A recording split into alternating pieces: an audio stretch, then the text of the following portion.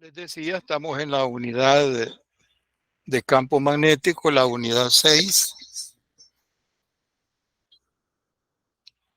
en la semana 13, y esta es la discusión 12. Vamos a hablar en el 6.1 sobre la ley de Biot-Savart, las aplicaciones, cómo se aplica esta ecuación para encontrar campo magnético. Vamos a ver también las líneas de campo magnético, cuáles son sus características, la fuerza magnética entre conductores y la otra ecuación, que es la ley de Ampère. Básicamente, en esta unidad, estas son las dos ecuaciones importantes para calcular campo magnético debido a una corriente. Muy bien, recuerden ustedes de que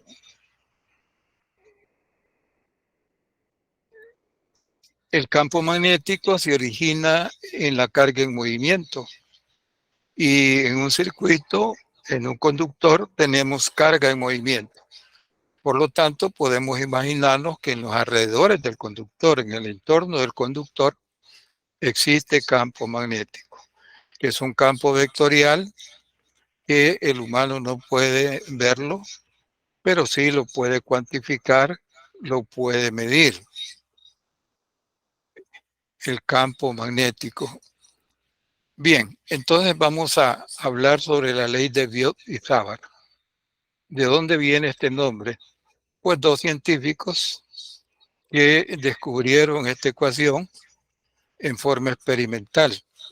O sea, que hicieron experimentos y iban trabajando agregándole a la fórmula hasta que ellos desarrollaron la ecuación que se le llama la ley de Biot-Savart, esta que tenemos acá. Dice que un diferencial de campo en un punto cercano a un conductor o a una fuente de campo magnético es igual a mu sub 0 sobre 4pi. Vean, esta es la constante de proporcionalidad, mu sub 0 sobre 4pi. ¿Qué es mu sub 0? Es la permeabilidad del espacio vacío sobre 4pi. Entonces, la permeabilidad del espacio vacío caracteriza al medio donde se encuentra el campo magnético. Si nosotros este diferencial lo ponemos ya en forma integral, sería el campo magnético es igual a mu sub 0 integral de 4pi, de mu sub 0i sobre 4pi, integral de ds cruz r. Y que acá el ds es un diferencial de longitud y el r minúscula es un vector unitario que va del diferencial de longitud en el conductor al punto donde queremos calcular. Quiere decir que este vector unitario también lo podríamos poner como el vector sobre su magnitud. Es otra forma de trabajar esta ley. Trabajémosla así como se da originalmente. Entonces, describamos la situación. Tenemos un conductor, imaginen un conductor de cobre. La corriente sigue la trayectoria del conductor y aquí tomamos un diferencial de longitud representado por ds. Si ese diferencial de longitud lo multiplicamos por la corriente, entonces a ese producto de un escalar corriente por un diferencial vectorial se le llama elemento de corriente o diferencial de corriente. ¿Quién le da la dirección al ds? Que lo podríamos poner como dl, pero en los textos aparece como ds. Es un diferencial de longitud. ¿Quién le da la dirección? La dirección de la corriente. Entonces quiere decir que el ds toma la dirección de la corriente y la corriente es un escalar. Entonces a ese producto IDS se le llama diferencial o elemento de corriente. Muy bien. Y sigue, pues, la trayectoria de la corriente. Imagínense de que tenemos esta situación donde en este segmento de conductor, supóngase que pertenece a un circuito y que nosotros queremos calcular el campo magnético en el punto P. Fíjense de que la ley de Biot-Savart no presenta condiciones como la ley de Gauss, recuerden, en el campo eléctrico. Entonces, que cuando el problema no se podía resolver por Gauss, pues teníamos que integrar. Misma forma para el campo magnético. Aquí vean que la ley de Biot-Savart no presenta condiciones y nosotros podemos calcular para un diferencial de corriente o elemento de corriente, podemos calcular el campo magnético en el punto P. Aquí se han marcado 2 puntos. Muy bien. Entonces les decía también de que mu sub 0 es una constante que caracteriza el medio donde se encuentra el campo magnético. Este mu sub 0 es para el aire, que se define la permeabilidad magnética para el espacio vacío. Pero al inicio del curso yo les aclaraba de que los fenómenos electromagnéticos, al hacerlos en el vacío y después hacerlos en el aire, la diferencia es mínima. En las respuestas, la diferencia es alrededor de una 10 milésima. En ingeniería, pues se decide considerarlo, y en ciencias también, considerarlo el aire como el vacío. Muy bien. Entonces, esta ecuación, la ley de Biot-Savart, está definida en base a un producto vectorial. Quiere decir que en el producto vectorial, al multiplicar vectorialmente dos vectores, resulta un tercer vector. En este caso, el tercer vector es el campo magnético que andamos buscando.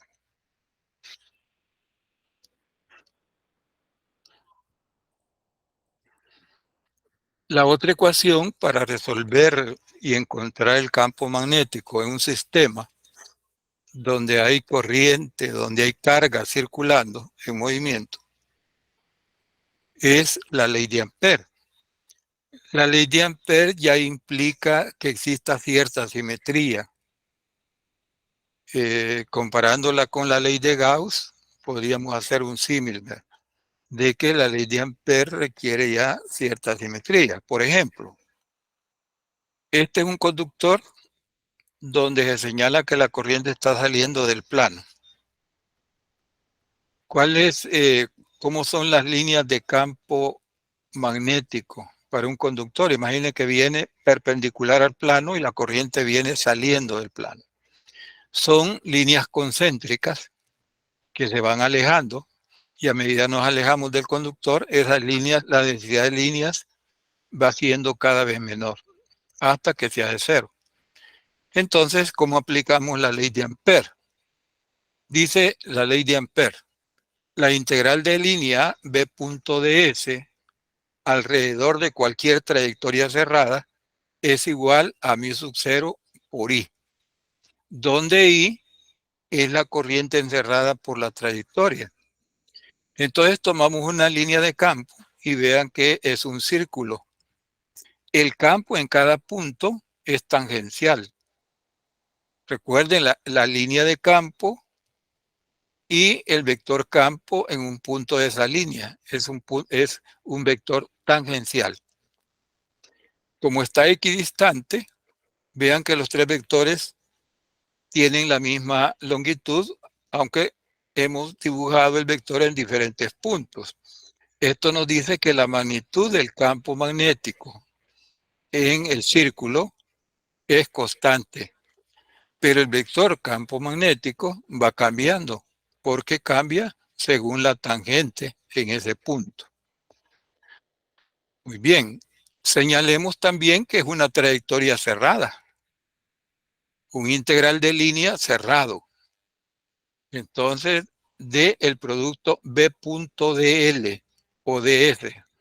Recordemos que estamos tomando el DS como un DL. Entonces, B.ds, al hacer el producto punto, los dos vectores, vean, un DL es tangencial y en ese punto B es tangencial. Entonces los dos vectores son paralelos.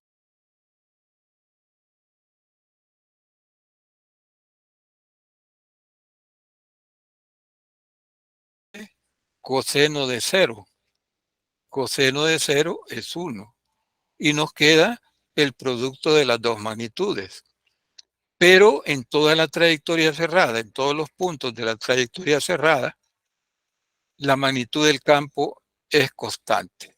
Por lo tanto, puede salir del integral y nos queda el integral de ds o dl en toda la trayectoria circular, que es igual a 2pi por r, donde r es el radio de la trayectoria cerrada. Despejamos B y vean, para un conductor recto, ¿cuál es el valor del campo magnético, la magnitud, en un punto cercano al conductor que origina el campo? Mu sub 0 I, donde I es la corriente encerrada. ¿Por quién? Por la trayectoria, por el círculo, entre 2pi por r. Al despejar acá, se pasa dividiendo y nos da la magnitud del campo. Veamos la aplicación de estas dos ecuaciones.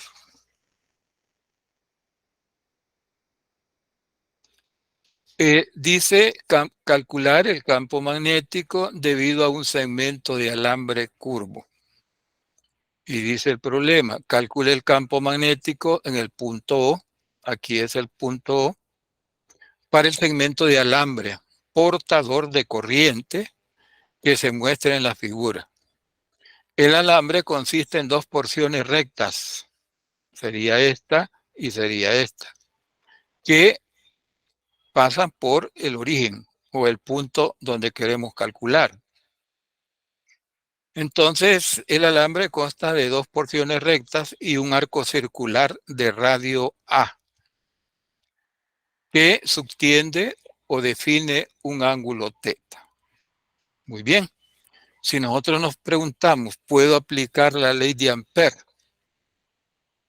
Fíjense que no, porque el campo magnético en cada tramo cambia de dirección. Entonces, ¿cuál es la otra opción? La ley de Biot y Savart. Entonces, planteamos el integral y tenemos tres segmentos con características geométricas, dos de ellos iguales y uno curvo, con centro en el punto O donde queremos calcular. Muy bien, entonces planteamos la ecuación de Biot-Savart. Resolvamos en el sentido de la corriente. Vean, la corriente entra por este extremo, viaja y sale. Entonces, dividámoslo en tramos. Vamos del punto 1 al punto 2. Sería este tramo recto. Apliquemos la fórmula. Entonces, vamos a calcular la contribución de cada tramo al campo magnético en el punto O. Muy bien. Entonces, planteando, vemos que el producto en el tramo 1-2, el producto DL, ¿cuál sería un DL? Sería un segmento recto diferencial en un sentido de la corriente. Sería el DS por un vector unitario que va desde el DS al punto donde queremos calcular. Entonces, son paralelos. ¿Y cuánto da el resultado de un producto vectorial de dos vectores paralelos? 0, ya sea 180 antiparalelos o paralelos. Fíjate que el DS es hacia abajo, en el sentido de la corriente. Y el R, vector unitario, va en la dirección también paralelo a la corriente. Entonces, nos da 0. Misma forma para el tramo 3, 4. Los dos vectores son paralelos y el producto cruz o producto vectorial da 0 cuando son paralelos o antiparalelos. Muy bien, quiere decir que el tramo 1, 2 y el tramo 3, 4 no contribuyen al campo en el punto O, al campo magnético, pero sí el tramo 2, 3. Entonces vean que el DS va en el sentido de la corriente y el R va desde el DS al punto donde queremos calcular. Y vean que aquí no son paralelos, sino que están formando 90 grados los dos vectores. Entonces, resolviendo el producto vectorial, nos da la magnitud de S por R por seno de 90. Entonces, seno de 90 es 1. Solamente nos queda el DS sobre R. Muy bien. Entonces, vean qué fácil resulta al final los integrales. Entonces, el DS, al integrar el DL en toda esta trayectoria curva, pues sería R de teta. R de teta es la longitud del segmento curvo. Haciendo la sustitución, despejando, pues entonces tenemos que el campo en O 0 es igual a mu sub 0i por el ángulo delta teta entre 4pi r. Aplicación de la ley de Biot-Savart. ¿Qué es lo que hay que tener en cuenta? Primero, la dirección de estos dos vectores. El DS es un DL. ¿En qué dirección? En la dirección de la corriente. El R es un vector unitario que va del DS al punto donde queremos calcular. Entonces, conociendo eso, realizamos el producto vectorial. Vean que aquí ponemos juntos los dos vectores para averiguar qué ángulo están formando. El DS es tangencial a la curva y el DR es normal a la curva. Entonces están formando 90 grados. Al realizar el producto vectorial me da 90 grados. Entonces quiere decir de que el campo en el punto O nada más es provocado por el segmento curvo. ¿Por qué? Porque el segmento 1, 2 y el segmento 3, 4 no contribuyen al campo en el punto O. Muy bien. Las líneas de campo magnético. Recuerden que estamos con campo magnético. Característica principal, son líneas cerradas, diferente al campo eléctrico. Las líneas que representan el campo magnético son líneas cerradas, no necesariamente circulares, como vemos acá. Entonces, las líneas de campo son circulares. ¿Cómo sabemos el sentido si esta flecha va hacia arriba o hacia abajo? Aplicando la regla de la mano derecha. ¿Cómo es eso? Si yo tengo un conductor por el cual circula una corriente, entonces voy a aplicar la regla de la mano derecha para saber que va hacia arriba y no hacia abajo. Entonces, primera característica, son líneas cerradas. Segundo, el campo magnético genera una fuerza sobre las cargas en movimiento. En general, digamos, sobre un conductor, porque en la realidad Las cargas en movimiento están dentro de conductores. Entonces, si la carga está en movimiento y llega a una región donde hay campo magnético, va a sentir una fuerza. Pero esa fuerza tiene una característica, la fuerza magnética tiene una característica y es de que no realiza trabajo sobre las partículas cargadas que van dentro del conductor. ¿Por qué?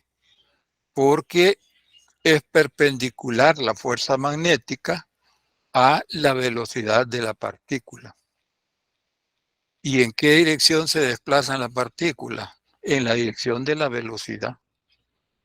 Y recordando la ecuación del trabajo, en mecánica, F punto delta R o F punto dr. Entonces, esos dos vectores están formando 90 grados. Ese producto escalar, el trabajo se calcula en base a ese producto escalar, F punto dr. Pero la fuerza y el dr están siempre formando 90 grados. Coseno de 90 para resolver el producto punto. Coseno de 90, 0. Entonces, de ahí, esa es la demostración de que la fuerza magnética no realiza trabajo sobre las partículas. Entonces, ¿qué le hace esa fuerza? Debe ser algo. Lo que le hace es que le cambia la dirección a la velocidad. Entonces, podríamos concluir que la fuerza magnética actuando sobre una partícula cargada en movimiento, lo que hace es actuar como una fuerza centrípeta.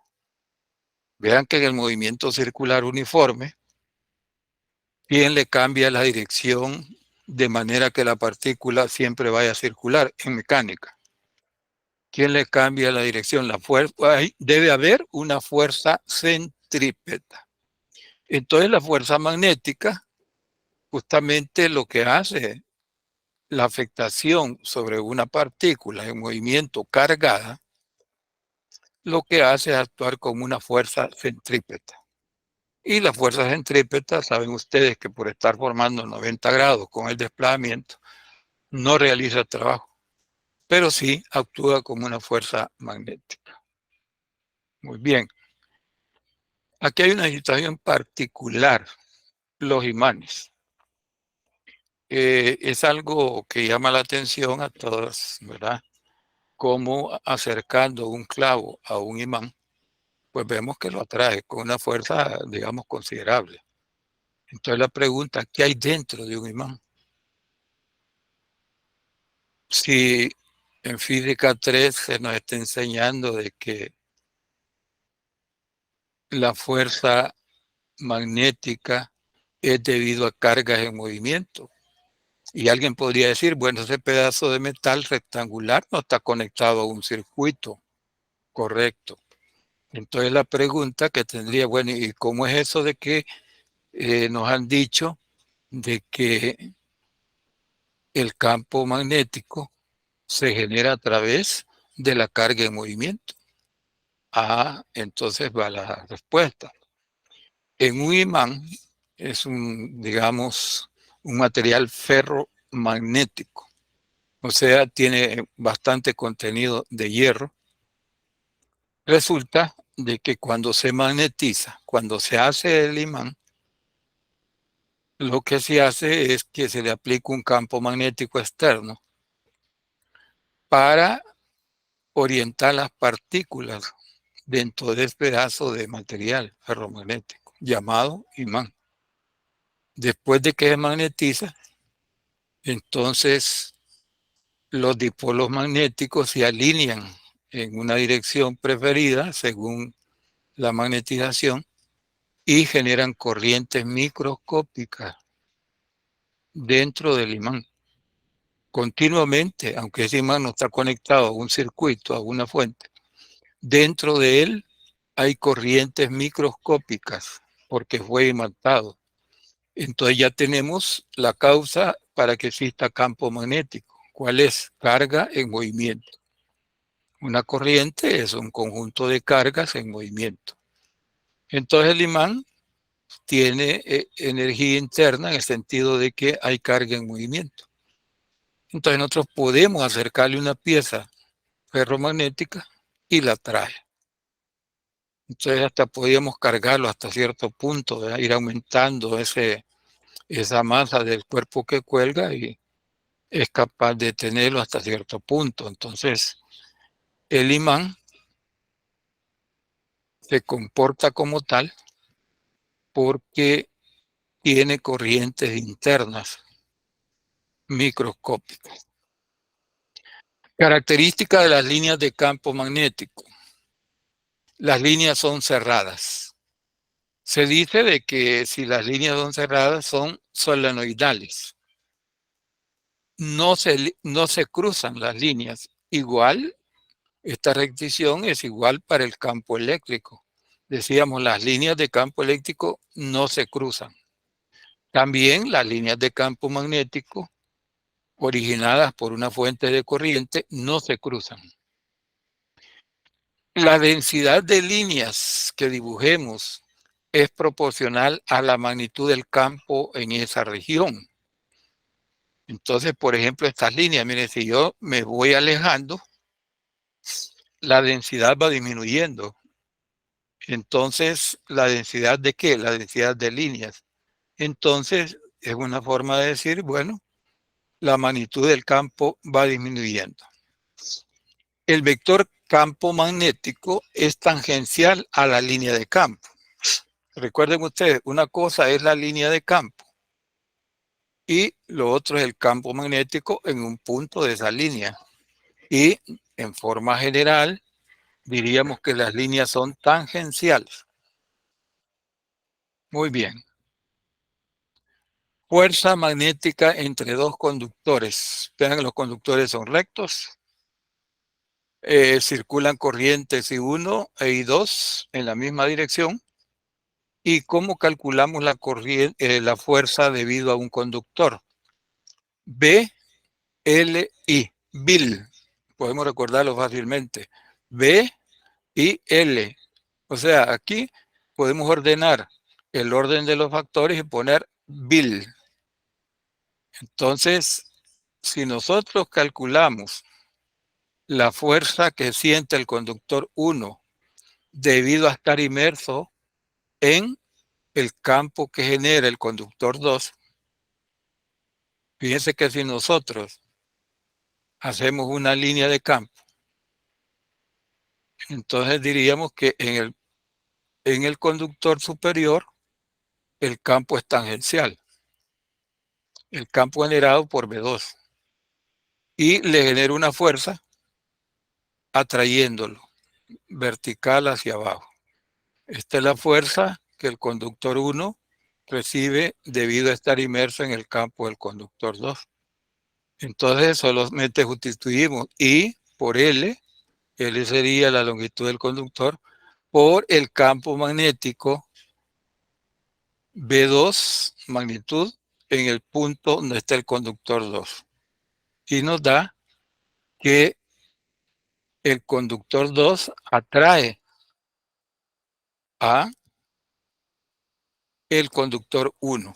Fíjate que la velocidad de la partícula, el diferencial de corriente, es en la dirección que viajan supuestamente las partículas positivas. Entonces, la fuerza está formando 90 grados.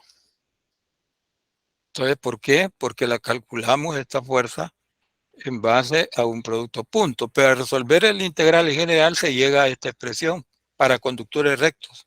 BIL, la fuerza sobre un conductor. Donde I1 sería la corriente del conductor 1, L su longitud y B2. Si el otro conductor no estuviera cercano o no existiría el conductor, este término sería cero. Y el conductor 1 no estaría dentro de una región donde hay campo debido a otro elemento. Pero aquí vean que los dos vectores se afectan por el campo magnético que 2 genera afecta a 1. Si calculamos la fuerza sobre 2, nos va a dar que la fuerza es hacia arriba, atractiva. Entonces, podemos calcular la fuerza sobre conductores rectos fácilmente. Una pregunta importante es cómo generar campo magnético en la realidad. ¿Cómo yo puedo generar campo magnético? Y hacer una experimentación ahí de agarrar un pedazo de hierro y ponerlo en la región donde está el campo magnético. ¿Qué va a suceder?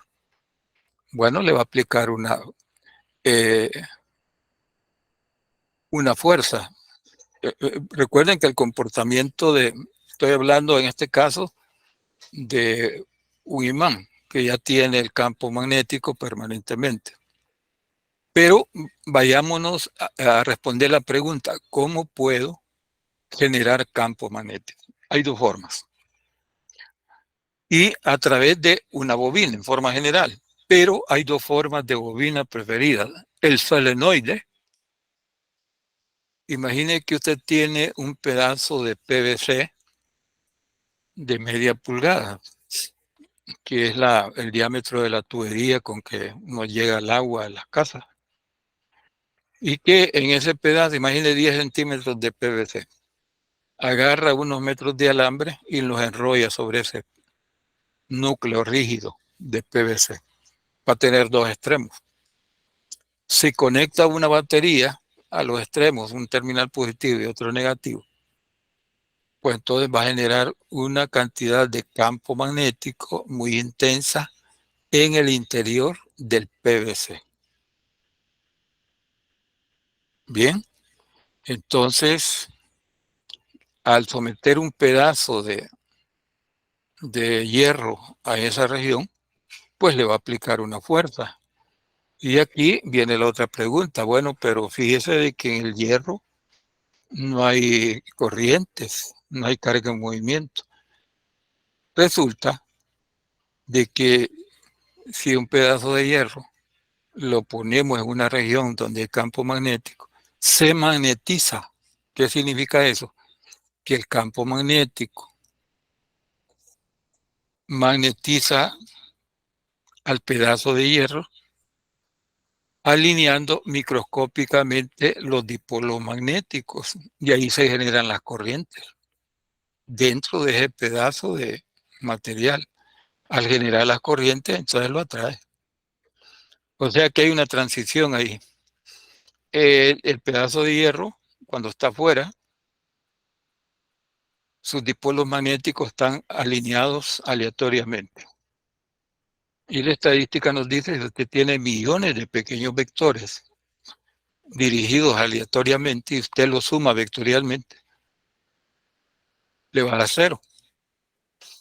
Pero si hay una fuerza sobre los electrones libres de los átomos del pedazo de hierro, entonces el campo magnético los ordena y genera una corriente, y a generar la corriente fácilmente lo atrae. Entonces, este es el solenoide, una bobina muy fácil de hacer, un par de minutos y ya tenemos esta bobina. Visto en forma vertical, vean, esas serían las líneas de campo. La otra forma es el toroide, la bobina toroidal. Tenemos 2 puntas, una entre la corriente y por la otra sale. Y vean que parece una dona. Entonces se enrolla el alambre y ya tenemos que en el interior de esa bobina hemos creado un campo magnético muy intenso. Esta es la bobina toroidal y esta es la bobina senoidal. ¿Cómo es el campo en el interior del solenoide? Mu sub 0 N por I. Es el resultado de la integración. Pero fíjense de que si nosotros en vez de aire le ponemos un núcleo de hierro, estaríamos cambiando el mu sub 0 por el mu del hierro. Y el mu del hierro anda cientos más arriba de el mu sub cero del aire. Entonces, así como en los capacitores introducíamos material dieléctrico, en el celenoide podemos introducir como núcleo un material ferromagnético, un material de alto contenido ferroso. Ejemplo, el hierro. El hierro es muy accesible y es un material altamente magnético. Muy bien. ¿Qué quiere decir que es altamente magnético? Que al aplicarle un campo magnético externo, los dipolos magnéticos se orientan en una dirección preferida y el hierro se magnetiza fácilmente. Entonces, una forma de incrementar el campo magnético es utilizando el mismo artificio para los capacitores, ¿verdad? Y en este caso sería llenar el espacio del núcleo con un material ferromagnético que es cientos de veces más que el mu sub cero. También en el toroide, vean, nos da como la forma es diferente, pues nos da el caso del mu sub cero si suponiendo que el núcleo es de aire.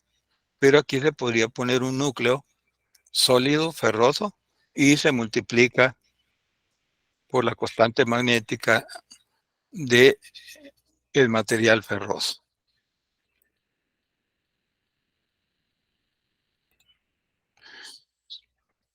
Bien, veamos si hay alguna pregunta de este momento.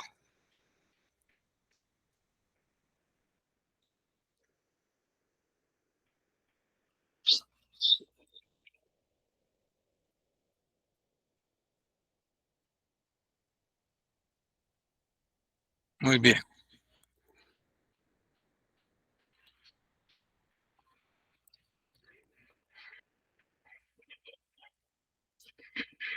Fíjate que tenemos una espira de corriente. ¿Qué significa eso? Un conductor, una trayectoria cerrada, no necesariamente circular, no necesariamente rectangular. Una espira se define como una trayectoria cerrada. Esa es la única exigencia. Si le llamamos espira de corriente, quiere decir que por esa trayectoria cerrada, formada por un conductor, hay una corriente circulando. ¿Cómo podemos impulsar esa corriente? Bueno, con una fuente. Y la fuente no se dibuja, ¿verdad? Hay que aclarar eso. Entonces dice determinar el valor del campo magnético en el punto P. ¿Dónde está el punto P? En el centro de curvatura. Estos tramos son circulares y su centro está en el punto P. Ahí nos dicen que calculemos el campo magnético. Por la espira circula una corriente de 10 amperios en el sentido indicado. Vean, en el sentido de las manecillas del reloj, en que giran las manecillas del reloj. Bien, sabemos de que en este caso queremos resolver, debe ser la ley de Biot-Savart la que debemos de aplicar. Entonces, tenemos 4 segmentos. Debemos de aplicar 4 veces la ley de Biot-Savart. Y cada segmento, en el mejor de los casos, va a aportar al campo en el punto P, a la magnitud. Al final sumamos vectorialmente las contribuciones de los tramos en el punto P y calculamos el campo debido a toda la espira. Entonces, examinemos la espira. Se le llama aquí, le he llamado punto 1, punto 2. Vean que es un tramo recto. ¿Qué va a suceder con el DS? Va a ser en el sentido de la corriente. ¿Qué sucede con el vector unitario? Que va del DS al punto P. ¿Qué ángulo van a estar formando? 0 grados.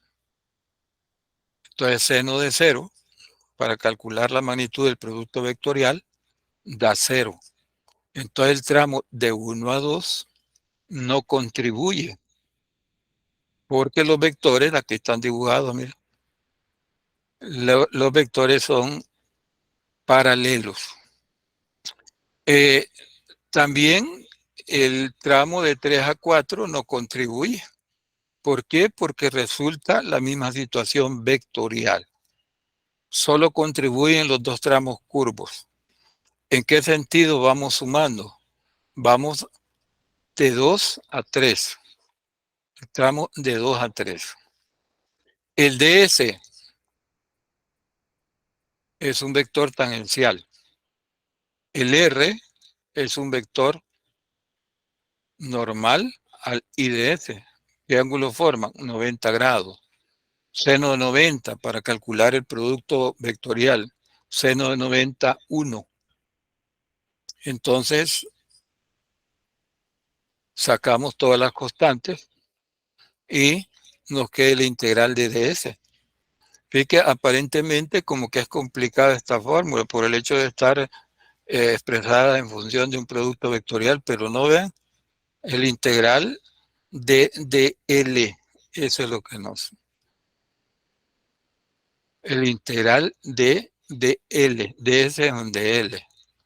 Entonces, S, que resulta del integral, es R, el radio de la curvatura, por el ángulo, R delta teta. Y aquí tenemos, vean, la magnitud de la contribución del campo del segmento 2 a 3 en el punto P. Veamos la contribución del segmento 4,1. Entonces la corriente es tangencial y forma 90 grados con, repetimos lo mismo, ¿verdad? Forma 90 grados. ¿Qué es lo que cambia? Nada más cambia R1. Vería la misma expresión donde en vez de R1 vamos a poner R2. Y llegamos a tener que este vector, la contribución del campo debido de 2 a 3, aplicando la regla de la mano derecha, está saliendo de la página. Pero la contribución del campo del segmento de 4 a 1 va hacia adentro de la página. Vea que solo cambia R2, les decía, pero la dirección del vector cambia. Entonces, la suma vectorial de esas dos contribuciones en el punto P nada más se vuelve una diferencia de las dos magnitudes. Y el campo en el punto P resulta de realizar esa diferencia algebraicamente. Muy bien.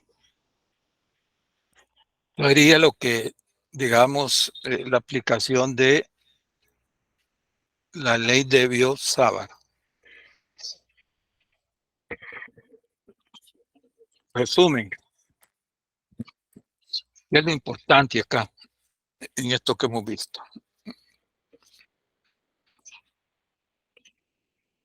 Hemos hablado de que el campo magnético se origina en la carga en movimiento. Y en los circuitos, en las redes eléctricas, la carga eléctrica viaja a través de un conductor, siguiendo la dirección del conductor. Entonces, podemos asegurar que en los alrededores de ese conductor hay un campo magnético que no lo podemos ver, pero que sí existe. Lo podemos cuantificar con aparatos, con medidores de campo magnético. Muy bien. Ese campo magnético, cuando una partícula viaja en ese campo magnético, la partícula va a sufrir una afectación en su viaje. ¿Cuál es? Que le cambia la dirección. la fuerza magnética cuando una partícula viajera entra a una región del espacio afectada por campo magnético, recibe una fuerza magnética que actúa como fuerza centrípeta. Ahora, ¿qué dirección, qué ángulo hay entre la fuerza magnética y la velocidad? Entonces siempre hay 90 grados. Por lo tanto, la partícula se desplaza en la dirección de la velocidad y la fuerza magnética forma 90 grados con esa velocidad. Por lo tanto, si hablamos de trabajo, F.dr, producto escalar, siempre esos dos vectores van a estar formando 90 grados. Coseno de 90, 0. Conclusión, la fuerza magnética no puede realizar trabajo sobre partículas viajeras, ya sea en el espacio, ya sea en los conductores. Solamente la afectación es que actúa como una fuerza centrípeta. Muy bien. Ahora, hablando ya de corrientes viajeras a través de un conductor. Alrededor del conductor se genera un campo magnético. Entonces, ese campo magnético es proporcional a la corriente. Y vean ustedes que tenemos dos ecuaciones para poderlo calcular. Uno, la ley de Biot-Savart, y la otra, la ley de Ampère. ¿Cuál es la diferencia? Que la ley de Biot-Savart nosotros la podemos aplicar en todos los casos, aunque el conductor sea quebradizo, ¿verdad? Vamos a hacer integrales, tantos integrales, según la dirección que vaya tomando el conductor. Al final vamos a calcular el campo en un punto, haciendo las sumatorias vectoriales de todas las contribuciones de todos los segmentos del conductor en ese punto. Muy bien. Entonces, la ley de Biot-Savart es la más general. La ley de Ampère, ¿qué implica? Que exista cierta simetría. ¿Cómo? Que las líneas de campo sean simétricas. Por ejemplo, un conductor recto, ya sea horizontal, ya sea vertical, un conductor o inclinado. Las líneas de campo son círculos. Entonces ahí, vean, hay simetría. El campo siempre va a ser tangencial y el valor del campo magnético en cada punto de ese círculo va a ser constante. Entonces nos facilita y aplicamos la ley de Ampère. Conclusión, para conductores rectos muy largos se aplica la ley de Ampère. Entonces alguien podría preguntarse, bueno, pero acabamos de resolver problemas que habían segmentos rectos. Ah, ¿por qué no aplicamos Ampère? Porque de segmentos rectos, o sea, acotados, no muy largos. Entonces, ¿por qué? Porque en los segmentos cortos de longitud, las deformaciones del campo magnético, del vector campo magnético, en los puntos donde cambia de dirección el conductor, no podemos asegurar que no van a afectar en el punto donde estamos calculando. Por eso aplicamos la ley de Biot-Savart.